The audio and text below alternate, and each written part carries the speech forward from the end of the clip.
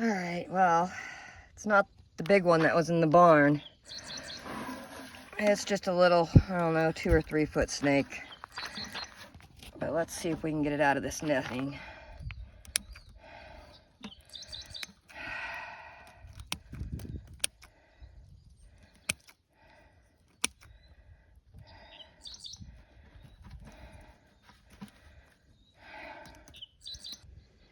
All cut loose. I don't know if it'll survive or not. He was sure tangled up in that stuff an awful lot. All right, buddy, go on. Go on. Go on.